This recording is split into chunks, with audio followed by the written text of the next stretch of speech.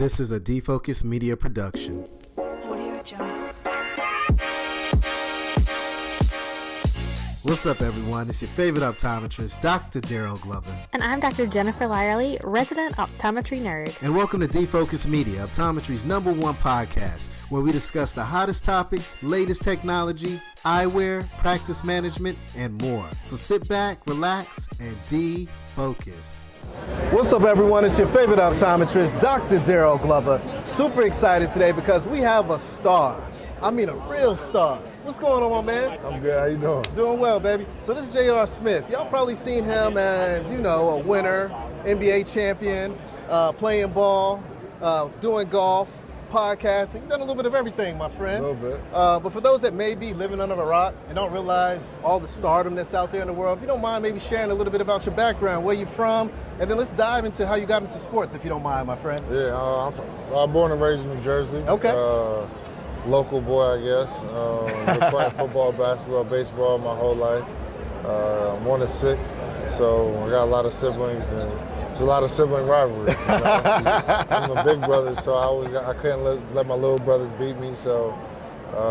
You naturally have always had that competitive spirit, then being one of 6. Oh yeah. That's just an innate thing. 100%. 100%. On top of my dad is one of 9, so just look, 4 boys, so they're obviously really competitive. Yeah. And then pretty much all of my aunts and uncles, they have at least 4 or 5 kids, so I got tons of cousins. Oh, nice. Yeah, so we come from a very large group of family, and it's competitiveness everywhere. Football, baseball, basketball, everywhere you look, there's somebody around your same age or a year ahead of you, like you're trying to catch up to, or somebody's trying to catch up to you. So those family reunions, they go down. Oh yeah, for sure. I couldn't play in like the family pickup game until I was like 14, 15. Oh, wow. Yeah, you can't waste a spot. No.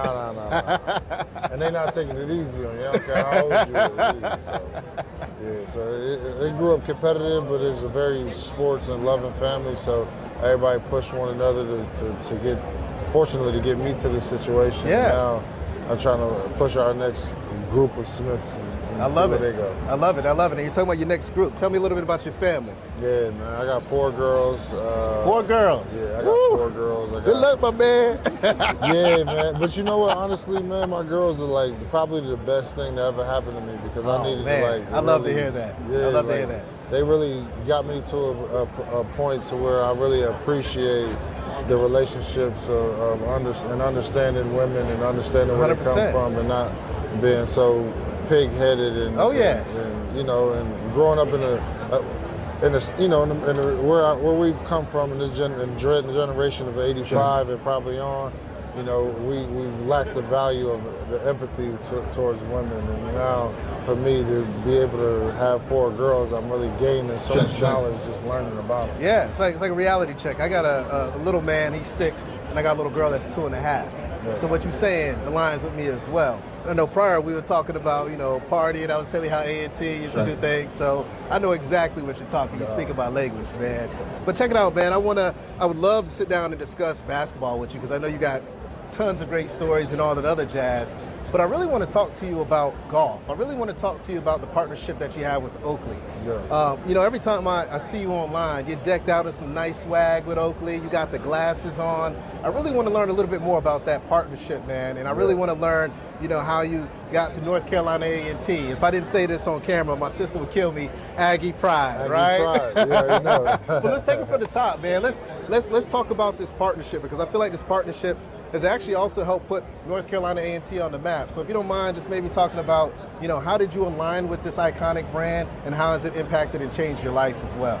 Well, there was numerous brands at the time who wanted to partner with me, but for me it was very important to figure out who was invested in the community, who was invested into the grassroots. I love that. Trying to change some of these systemic things that's been going on for so long. Who wants to be a part of the change of it? Right. Oakley really stepped up. And not only, in putting product to mouth, but actually giving me more ideas and trying to push me even more to continuously go into the communities. So for me, it's really been something that everything I've wanted it to be and more because, everybody especially nowadays, it's trendy to say what's inclusive and try to be inclusive. It's more of a trendy Put your thing. money where your mouth is at. Let's see some action. Let's make the magic happen, right? 100%. Oakley's been doing that for me, I do so many different things, whether it be basketball, golf, snowboarding, basketball, football, and for me, they're a brand that doesn't just stick into the golf space. They don't just stick into the snow space. They don't just stick into the realm. They're a well-rounded corporation, and that's one thing I love about it the most, because I can tell a kid to go to Oakley who plays golf, from snowboarding, video games, mountain biking, so many different things. And when you have a hub like that pushes so many different outlets, that's what it's all about. I love that. I mean, to be able to have an iconic brand to solve any problem, have the perfect solution for any activity you do, whether it's in the classroom, whether it's on the field, whether it's in the gym. I mean, that's magical, right? 100%. It's a part of your DNA, essentially, right? Yeah. So that's pretty cool, man. I'd love to dive a little bit into golf. My father, he's no longer here, but he was big into golf. I got to play at least one whole round with him, and that was probably the highlight of my life, man, to be honest with you. But golf is a difficult sport. And, you have transitioned from the basketball court to the golf field, right? I want to talk about that, man. Like, how did that even take place? Because I feel like I'm seeing almost kind of like, Michael Jordan when he went from basketball to baseball, right? Now you go from basketball to the golf course. So let's talk about, how that looks at North Carolina A&T and just what kind of, sparked that interest more than anything. Since I've been at A&T, it's been amazing. So many different students have came, so many different people have reached out and wanted to help and give part of the community. In the golf space, it's funny because I'm the oldest guy in the field every time. So, he used to be the youngest guy on the court. Now you're the oldest on the field, man. It's funny, man. I got drafted out of high school. I was the youngest player on the team for like my first 7 or 8 years in the league, and now I'm by far the oldest dude on the team. You're the OG. Yeah, I'm the OG. Now I'm the triple OG. The triple OG, all right. So, but it's fun though. Like being able to give knowledge and about life experiences and give back to the community in that way, opposed to just throwing money and throwing people, like really giving my time and getting to know these kids and trying to guide them the right way has really left an impact on me that I think I can never go backwards and go back the other way. For me now, I've learned so much from them about me. It's just so eye-opening. I've been able to be a better father, better spouse, better brother, better son because of my teammates and because of the youth. And for me to be able to partner with a brand like Oakley and give back to them, what they've given me, I can never give back. So how did you spark the interest with golf? Was it just something you picked up with your colleagues when you were out? Nah, technically, I was in Houston. Okay. Rashard Lewis, former NBA player as well. He had fantastic shooter. Lou had a shot. Who's the better shooter, you or him? I ain't trying to cause no stuff, but I'm just saying. Nah, there's only one. There's probably one or two people better than me in shooting, I can proudly say that. But no, one of my friends, he really piqued the interest of the game with Rashard, and his first foundation event was a golf outing. Okay. And I didn't play at the time. I wasn't interested at all at the time. And he just wanted me to come show support for the foundation. For me, that's something my parents instilled with me a long time ago. And giving back. And somebody I train with, somebody I look at like a big brother figure. Right. Doing something for the community. I felt an obligation to myself and to him that I had to go and see what this was all about.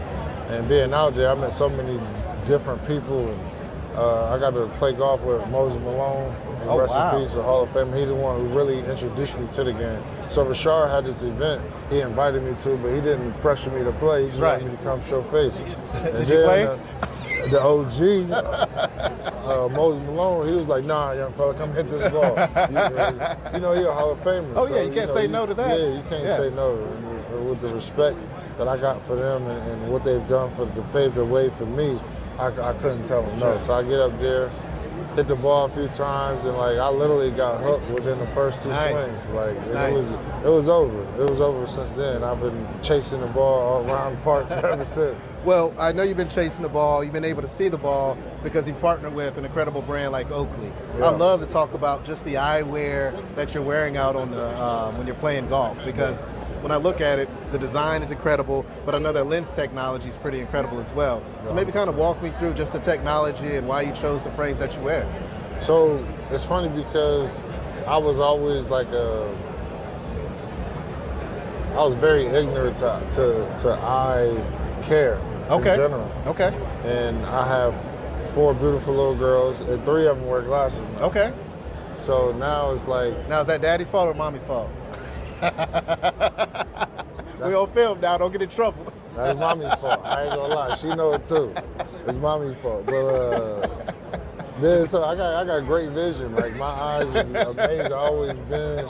And my dad is the same way, but my dad is up in age, so now he's wearing glasses. Absolutely. But I really learned about it through my kids, and like it's funny that I was telling my daughter something. She was teaching. I was teaching her from her homework. I was like, "Damn, but you really can't see." Yeah. And I told my ex at the time, well, wife at the time, I was like, "Yo, we gotta go like get her checked out. I think she got your eyesight. Yeah. Like I don't think she can see."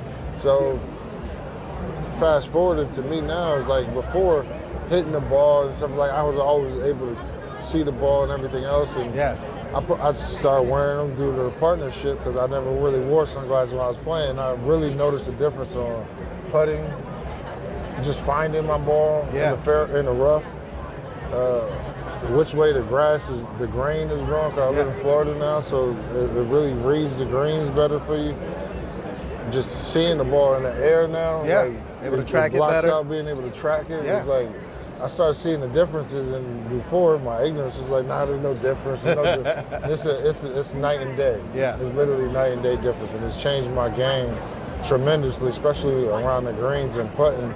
Because if you're not hitting the right lines, you ain't gonna make the putt. Right. You know, obviously we know that's one club you're gonna use for sure every hole. Yeah. So for me, it's helped my game a lot, and I'm very fortunate and blessed to be able to be a partner with a brand where that's a bonus as well. Oh yeah. So the lens technology has enhanced the game. You're able to track the ball, see things better with the greens. Yeah. How about the comfort? Because for me, everything is about comfort, especially as I get older and become more seasoned. You know what I'm saying? You know what, man? The comfort, it's funny because a few times I've worn sunglasses. Sometimes I'll get too pressured pointed in the back, and especially with the biospheres, you don't feel them like that. And I typically wear the frog skins when I play, and I don't feel them, on that either. So that's a benefit, but also the biospheres, these don't move on my head when I swing. It's like a glove. Yeah, so. And that's what I was worried about, because I'm sitting here thinking, you go down, is it going to move with you and mess up how you view the ball and how you hit? Yeah, like, in between shots, I really wear my shades. It's harder for me. I'm trying to get more comfortable with them, swinging with them on. But when I don't wear them, these in particular, they don't move. Yeah. But the frog skins kind of flip off a little bit. But I've had a meeting with a couple of big people earlier today, so we working on something. We got stuff coming. Awesome. Well, hey, man, this has been fantastic. I enjoyed every moment of this interview. I love everything about you, man, from just the family values, your core values, taking it from the parents and now instilling it into your children. I love being as an optometrist that you're taking your kids to get their eyes examined. Oh, yeah, for sure. Right? And when you're in North Carolina, I invite you to come down to see me. I'll be glad to take care of you and your family eye care needs. But continue doing the work, man. Continue pushing forward. You're serving as a role model, not just for your children, man, but for the whole world.